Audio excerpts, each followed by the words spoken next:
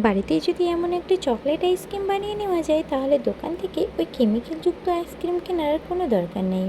আজকে আমি বানিয়ে নিয়েছিলাম চকলেট আইসক্রিম। আর গরমের দুপুরে যদি তোমার হাতে এরকম একটা বাটি ধরিয়ে দেওয়া হয় তাহলে কেমন হয়। আর আমি এটাকে একটু চকলেট সিরাপ আর চকো চিপস দিয়ে এটাকে সাজিয়ে নিয়েছিলাম। দেখতে কত সুন্দর হয়েছে আর টেস্ট কিন্তু দারুণ ছিল। এই আইসক্রিম বানানোটা খুবই ইজি, নামমাত্র কয়েকটা উপকরণ দিয়ে আর খুবই ঝটপট বানিয়ে নেওয়া যাবে। তো চলো রেসিপিটি দেখে নাও। আমি এখানে ডেয়ারি মিল্ক চকলেট নিয়েছি, 10 টাকা দামের 3টে নিয়েছি। তোমরা যে কোনো কোম্পানির চকলেট ব্যবহার করতে পারো। এবার একটা পাত্রের মধ্যে সেগুলোকে ভেঙে ছোট ছোট টুকরো করে নিলাম। দিয়ে দিলাম 500 ml পরিমাণ দুধ। দুধটা তোমরা বাড়িয়ে কিংবা কমিয়ে নিতে পারো। আমি এখানে 500 দুধের করেছিলাম। চকলেটটাকে খুব ভালোভাবে মেল্ট করে নিতে হবে। গ্যাসের উপর পাতিলটা বসিয়ে দিয়েছি, একটু গরম হতে এর মধ্যে দিয়ে দিলাম 2 চামচ কোকোয়া পাউডার। খুব ভালোভাবে মিশিয়ে নিতে হবে। দুধটা কিন্তু বেশি গরম হওয়ার পর কোকোয়া পাউডারটা দিলে সেটা কিন্তু মিশতে চাইবে না, প্রথমেই দিয়ে দিতে হবে। কয়েক সেকেন্ড অপেক্ষা করার পরে খুব ভালোভাবে সমস্তটা মিশে গেছে, চকলেটটাও মেল্ট হয়ে গেছে।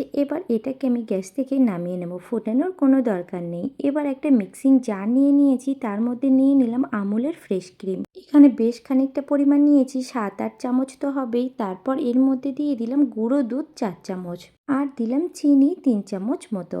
এবার যে দুধটা রেডি করে রেখেছিলাম সেটা ঠান্ডা করে ব্লেন্ডারের মধ্যে ঢেলে দেব আর সবগুলোকে একসঙ্গে খুব ভালো করে ব্লেন্ড করে নিতে হবে। আমি এখানে একটা প্লাস্টিকের কন্টেনার নিয়ে নিয়েছি। এবার কন্টেনারের মধ্যে সমস্ত মিশ্রণটা ভালোভাবে ঢেলে দিলাম আর উপর থেকে কিছুটা চকো চিপস দিয়েছি। চকো চিপসটা আগে দিলে কিন্তু একদম ডাস্ট হয়ে যেত। ঢাকনাটা চাপা দিয়ে ফ্রিজের মধ্যে 8 থেকে 10 ঘন্টার জন্য আইসক্রিমটা বসার জন্য রেখে দেব। 8 ঘন্টা পরে ফিরে এলাম। দেখতেই পাচ্ছ কত সুন্দরভাবে আইসক্রিমটা বসে গেছে আর কি দারুণ লাগছে দেখতে। কত সহজেই কিন্তু রেডি হয়ে গেল চকলেট আইসক্রিম। তোমরা কিন্তু এটা বাড়িতে একবার হলেও ট্রাই করো। এবার আইসক্রিমটা সার্ভ করার পালা। আমি এখানে একটা বাটিতে রেডি করছিলাম।